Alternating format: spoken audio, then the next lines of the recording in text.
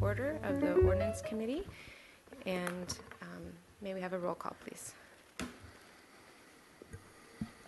Member Rouse is absent. He, I understand, has recused himself due to ownership of a slip in the harbor. Chair Snedden? Here. And Member Gutierrez? Here. And do we have any public comment for items not on the agenda? We do not. Okay, thank you. So we'll invite staff report, please. Good afternoon, Madam Chair, Councilmember Gutierrez. Mick Cronman, Harbor Operations Manager. I'll be presenting today. I'm joined by my colleague Sarah Connect, Assistant City Attorney. By way of background to this item, annually, nearly annually, the Waterfront Department staff comes to you with proposed amendments to Title 17 of the Municipal Code, which of course is all things harbor, in an effort to continue to provide a sound legal framework that supports the policies and programs that we operate or oversee at the harbor. This year we're here with several amendments to Title 17 that we're going to propose and discuss today.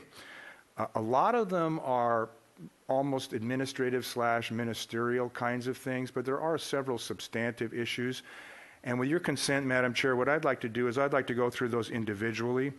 As you will see in the staff report, I tried to capture each of them in a short, hopefully concise paragraph. And they're in the ordinance, in the track change ordinance version you have in front of you. They are cross-referenced, and I'd be happy to first, I'd be happy to point out to you where they are in the ordinance if you're thumbing and can't find them. And B, I'd be more than happy, since they're sort of modular, stop me anytime you'd like if you want further explanation on any of them. I'd be happy to accommodate you. Yes, please.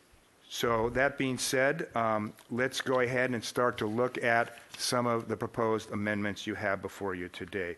They all fall into two categories. One is in the liveaboard category, which is 17.18 of the Municipal Code, and the other is in the slip permit category, slip permit policy, which is in 17.20.005. So we'll start with the liveaboard proposed amendments. So number one in your staff report, page 2 of your staff report, is 17.18.020 standards for permit issuance. And this amendment clarifies that an applicant for a liveaboard permit must be a slip permittee on the vessel for which the liveaboard activity is proposed. Current language states that they have to be a registered owner of the boat, which is of course true, but you have to be a registered owner to be a slip permittee to get a liveaboard permit. So it's really just a matter of clarifying those iterative parts of being eligible for a liveaboard permit in Santa Barbara Harbor. That's one that would really categorize as cleanup more than anything, okay? The second one, 17.18.030, liveaboards and their guests. This section states that guests are allowed on liveaboard vessels for up to 60 days a year. But what isn't stated, and what's important to state and codify in Title 17, is that the permittee needs to be aboard for any overnight stays. This is a theme that you'll hear in a couple other of the proposed amendments. What has happened over time, and it's been a slow and gradual process, is that liveaboards, and we'll talk a little later about slip permittees, if they have a liveaboard permit, and let's say they have a friend coming in from Seattle, you know, Joe, I'm in from Seattle, can I crash on your boat? Sure, no problem. And what happens is, number one, we have people we don't know living in the harbor, right? And they oftentimes also end up with key access cards for the restrooms and the marina gates given them to by the liveaboard permittee / slip permittee. And so this is not only a safety and security issue, it's also a headache for Harbor Patrol, and it's counterintuitive to the purpose of this section as it stands right now. So what we're proposing is that language be added, and you'll find it in the draft ordinance, requiring that the liveaboard permittee be aboard for all overnight stays. And if you equate it to sort of living on land, right, the terrestrial analogy, if you have a guest in your home, if your guest comes to stay, it's understood that you're going to be there when your guest is there. It's not, these aren't Airbnbs. These aren't flop houses, they're not crash pads. And for safety and security reason and sound management of the harbor, and quite frankly, sound public policy, we propose to add this amendment requiring the permittee to be aboard during guest stays. Number 3 in your staff report is 1718-050B3. This codifies language stated already in number 21 of the Marina Rules and Regulations, which I believe you'll find as attachment 1 to your staff report.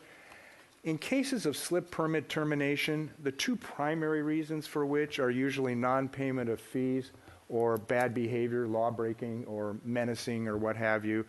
We find ourselves sometimes in front of the Harbor Commission explaining why staff is recommending a slip permit termination, and we oftentimes have to refer back to the Marina Rules and Regulations, which the permittee has signed, and we believe it's a much straightforward way to do it. Consider this mop-up too, is to codify the very language you see in the rules and regulations, which are part of the slip permit package that the applicant signs. Okay, that's number 3.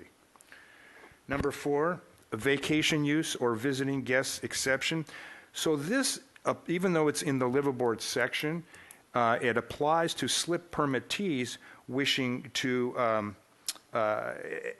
exercise the same privileges of having a guest stay with them. This is very similar to the one I discussed earlier, and it basically you can have 60 days of vacation time as a live aboard permittee, granted as a privilege for a slip permittee, right? This is the same notion. They need to stay aboard if they have people visiting and they're living aboard. Again, it's the flop house crash pad syndrome. And there are far more slip permittees than there are live aboard permittees. So in terms of the issue I described before, this is exponentially more challenging for safety and security and the management of harbor affairs. We have 100 live aboard permits out there right now out of a possible 114. 10% is what state lands allows us, 10% of the available slips. And so this would really help us manage who's on the boats and who isn't, who's staying aboard and residing overnight. Now, one notion related to all of that. This is the letter of the law that we're proposing, right? We are not unaware that there are certain times in the interests of safety and security, the big picture safety and security, when it's okay for people to stay on a boat. Take a prime example, 4th of July, and you've been partying with your friends all day long. Much safer for them to stay on a boat than get behind the wheel, all right? So I wouldn't say this is discretionary language, it's not, but certainly our staff, especially our Harbor Patrol staff, is acutely aware of the balance between the spirit and the letter of the law, and we would not apply this to a point where it created another situation that was even more dangerous, quite frankly, than somebody simply crashing after a long day of party and friends, if you will. So number 5, slip subrents. Again, this is already articulated. It's an attachment 2 to your staff report. It's number 9. As part of the slip assignment process, that subrents are not legal. This is an issue that has come up. We've actually terminated a slip for somebody who was running an Airbnb. There are long and exotic stories behind these. It is the harbor. But this would take what's in number 9 in the slip permit rules and codify it. So again, in the case, unfortunately, of a slip permit termination, it would allow us to point directly to the municipal code without going through the gymnastics of having to say, well, this is in this part and you signed the whole thing, therefore you've signed on to this obligation. This would be a lot cleaner path. That's mop-up pretty much. Number 6, 17. Now we're deep into the first one was in the slip permit section. I'm sorry, the one I just did on subrents. And I apologize for the parens on number 5. I will correct that in my staff report for council. Number 6, 17-20005C1B2 or I. This amendment clarifies that to enter and complete a slip permit assignment, a prospective permittee must place a vessel in the assigned slip within 90 days of finalizing slip assignment documents. This amendment reflects current administrative policy, We've always said, and we even type it into the slip permit that they sign, must have a registered or U.S. Coast Guard documented vessel assigned to the slip within 90 days. This codifies it because it's really been administrative policy till now. It's sound policy, we believe. People abide by it, and it also gives us a hook to make sure that people aren't getting using slips as investments, if you will. There's a long story behind that. Back in the day, people made money in slips like you make money in real estate. Today, through several instruments, especially our slip transfer fee, we've leveled that playing field a lot.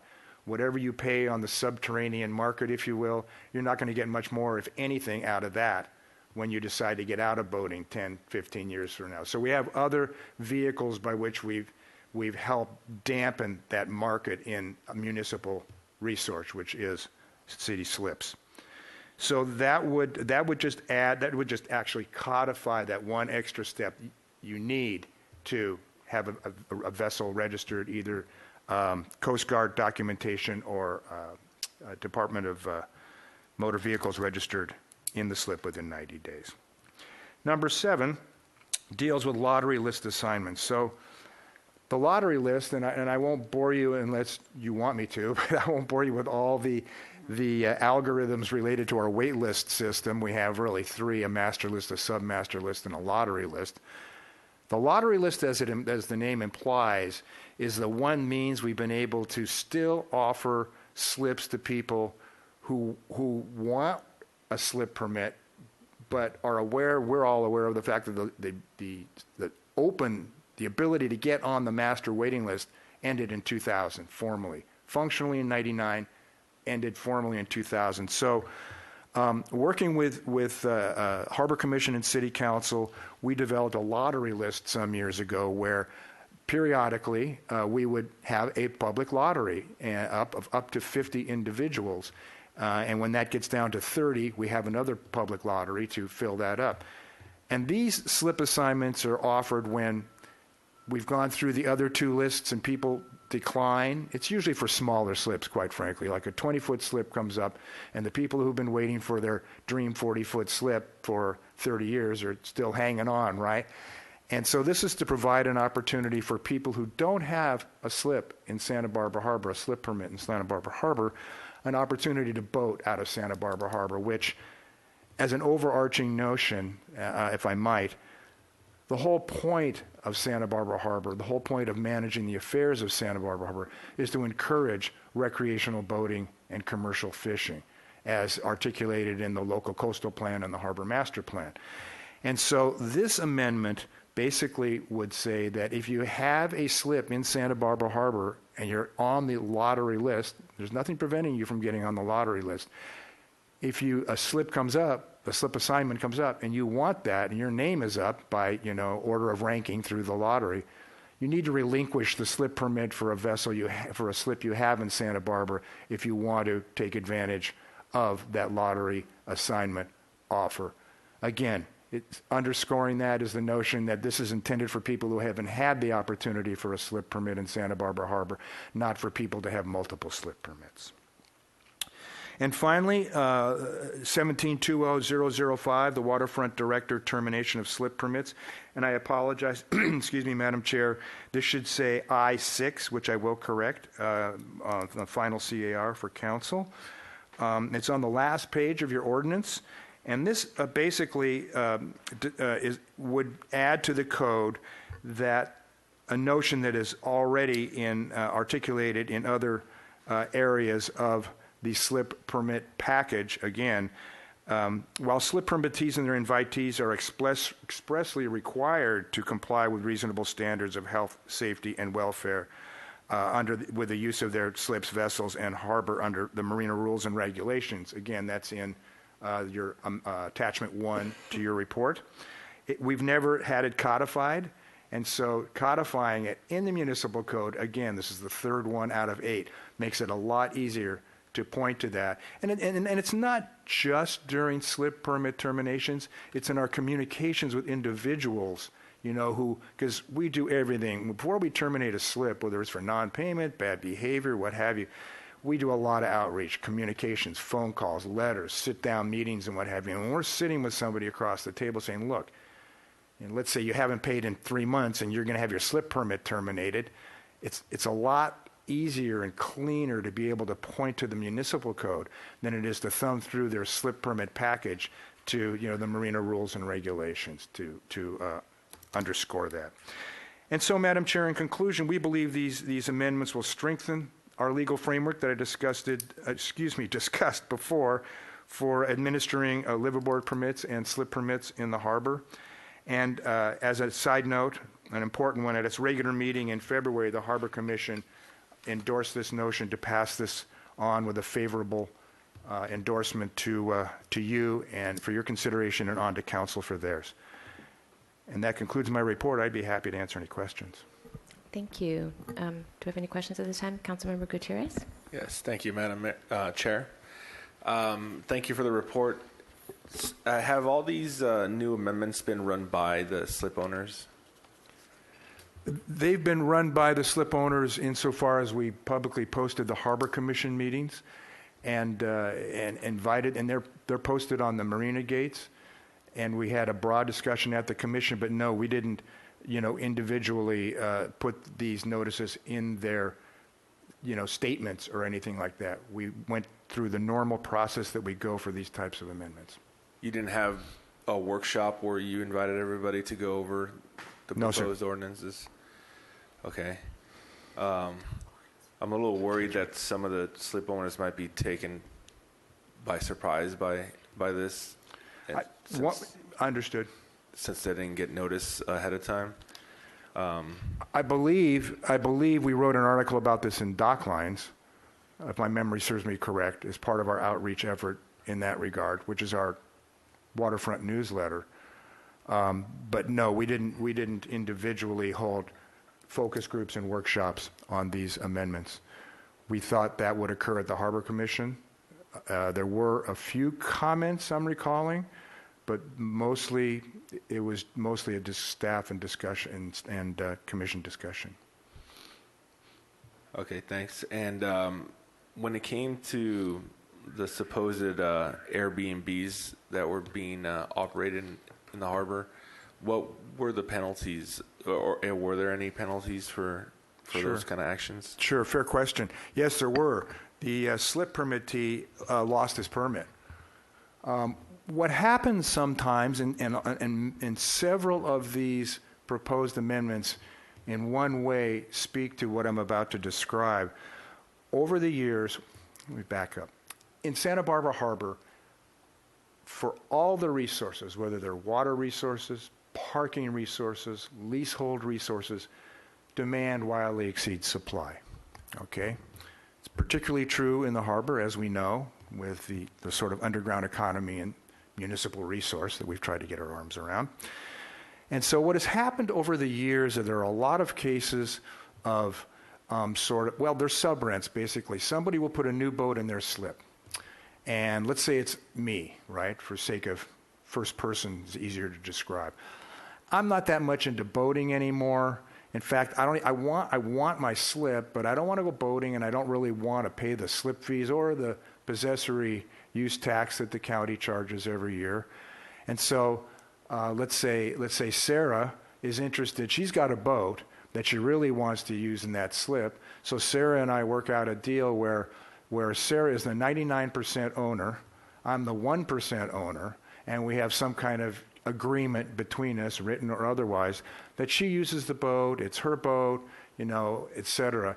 And this serves a lot of disservices, right? It underscores the nature of why we have slips in Santa Barbara Harbor for slip permittees to go boating, to provide them that opportunity. But in addition, it provides the sub-renter, right, opportunities that would never be afforded the slip permittee, as in the case of the Airbnb. So the only way we actually, I don't want to give away some of our strategical secrets, but there are ways we try to find out who are sub-renting slip permits and who aren't.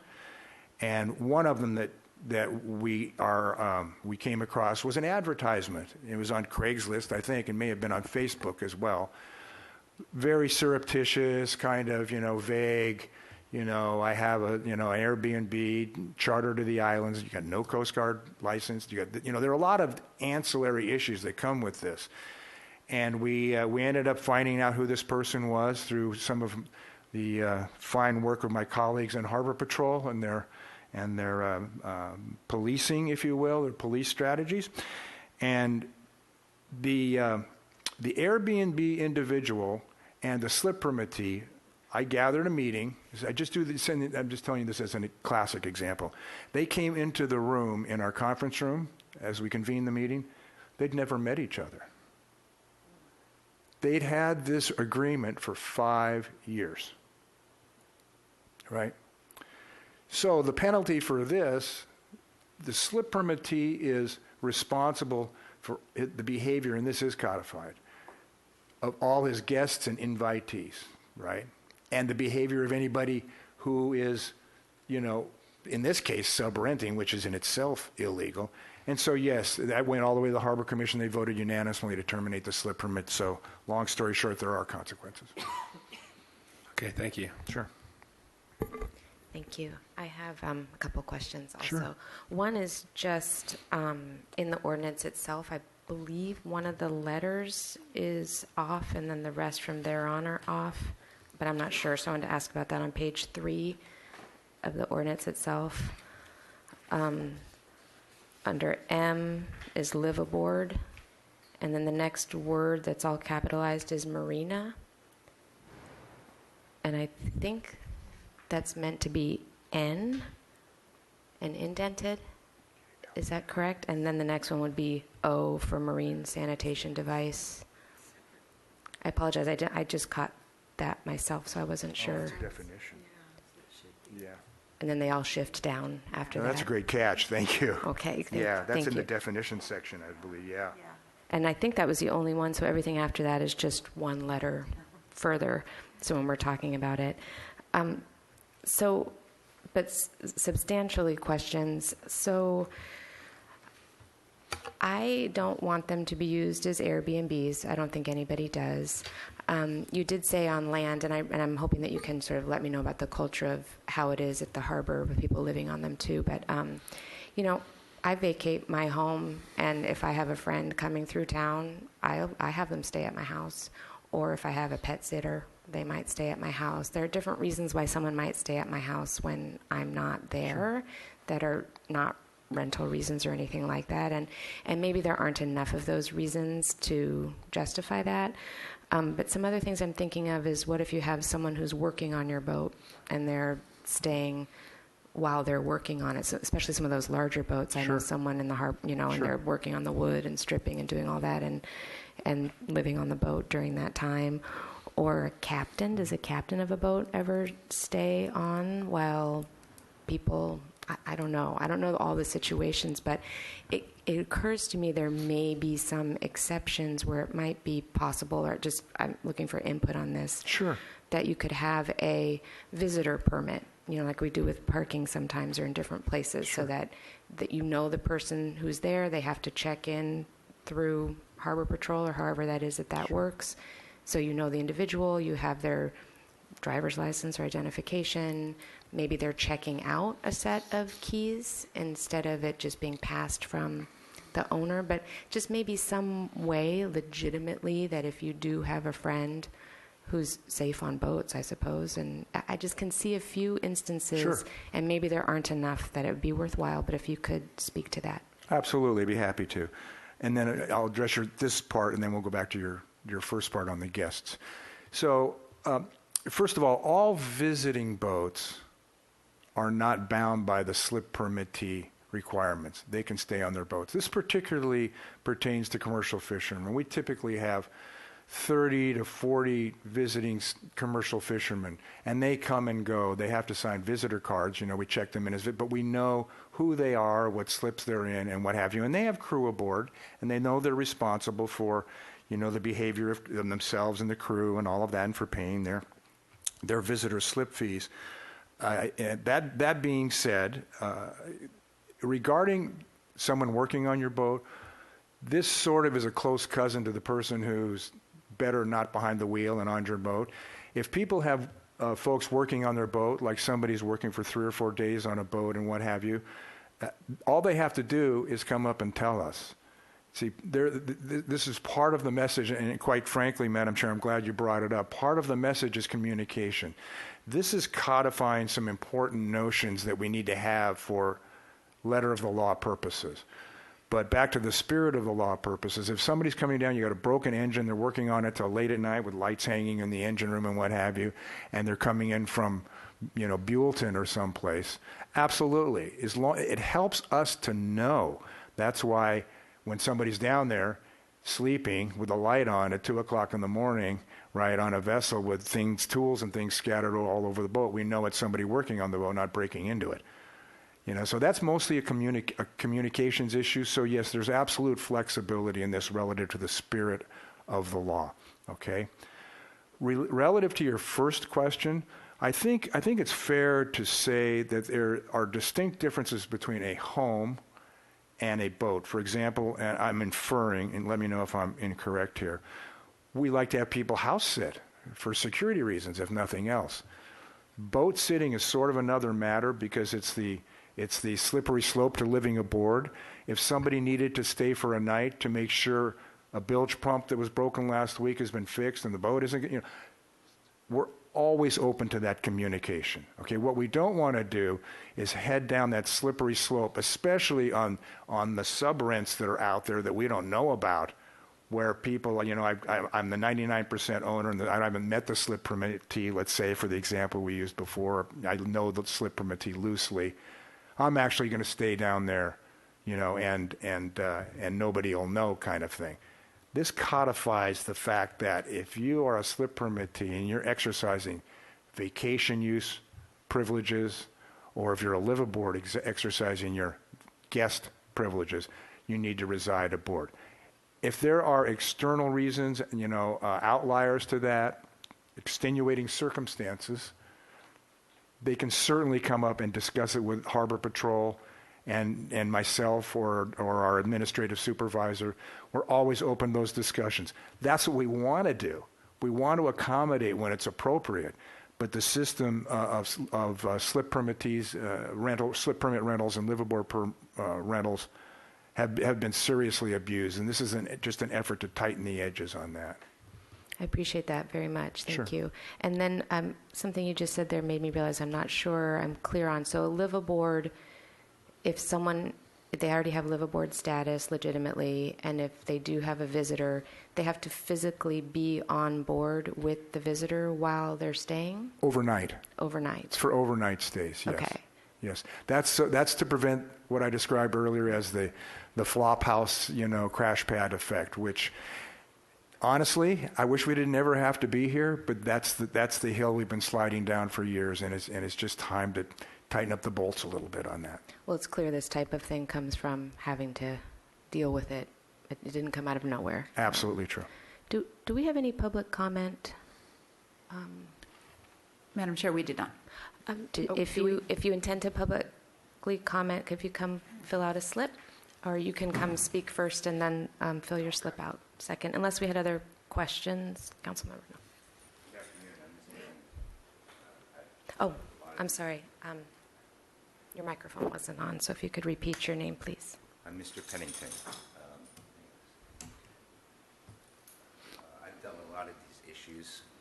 Personally, I've been a resident of Santa Barbara since '92. I own yachts. I live aboard my yacht. I've had a situation where I was living on a friend's boat, working on it, and it came to the attention of the Harbor Patrol, and they came down on me and charged me with trespass and a whole bunch of stuff, but that's besides the point, because I'd not told them that I was there, and the person owning the boat did not tell them that I was working on it, because frankly, it was none of their business. But that said, the city is a city marina. It's open to the public. A lot of them slips are sold like real estate, meaning that's not public marina anymore. It's become private. when you're selling public space as real estate, it's not public anymore. It becomes private. The harbor's been doing that for a long time. I know Nick Croman personally. What I think of him is not important right now. But what is important is how they do things over there. The enforcement and how they enforce the harbor with city employees that are not police officers, sworn-in police officers, becomes problematic. They tend to scare people with their guns and bulletproof vests and tasers and stuff. I'm one of the persons that's been tased by the Harbor Patrol. Come to find out that they didn't have jurisdiction to do so. Besides the point, the marina has X amount of slips. I'm a disabled American veteran. The marina has a certain amount of slips. And under the American Disability Act, there should be a certain amount of slips for the disabled, which they do not have. They need to have slips that are available, wheelchair accessible, not just a little sailing association, and temporary little ramps and little, it's got to be up to ADA standards, which the marina is not. Parking is another issue. I've gotten 5 tickets for parking in a disabled parking stall this week because I didn't pay the excess, because they give you a leeway if you have a placard in your vehicle to park at the marina.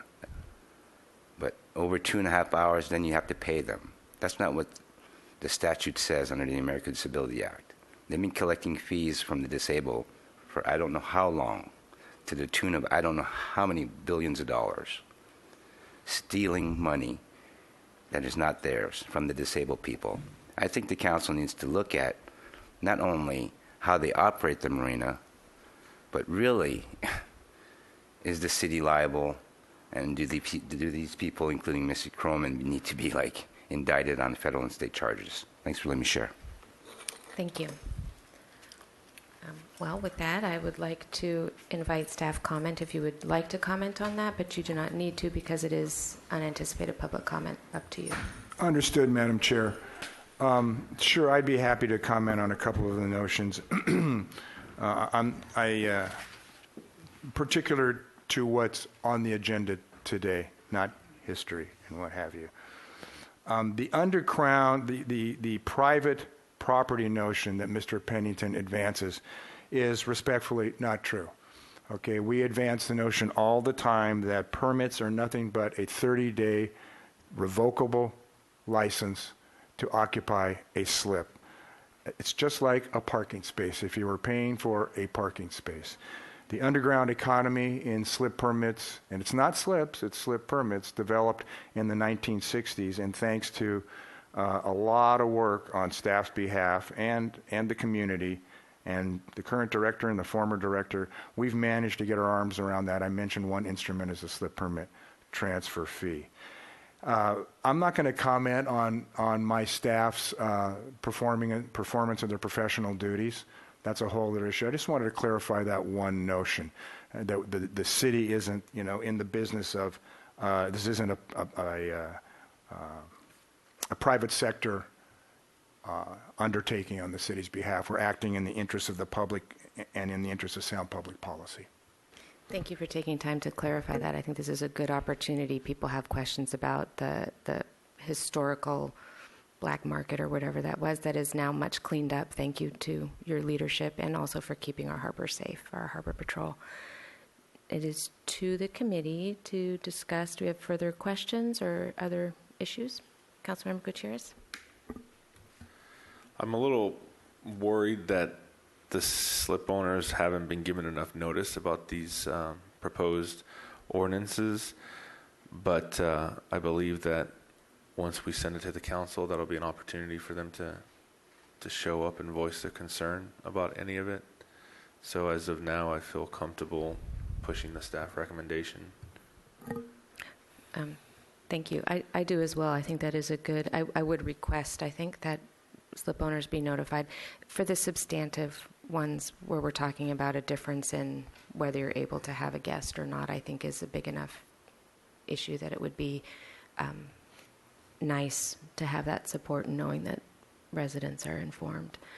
But I don't think that changes what the ordinance says itself or the updates in it. And I really appreciate that you do a yearly update and keeping up on that. Thank you. Yes, thank you. If we don't have any further comment, I do think we need to make an official motion. I'd like to make a motion to move staff recommendations forward. And I'll second. And all in favor? Aye. Aye. We're a small and mighty group today. And thank you so much for your presentation and diligence and taking care of our harbor, which is such a public resource. Thank you. Thank you. It's an honor. Okay. And with that, we are adjourned.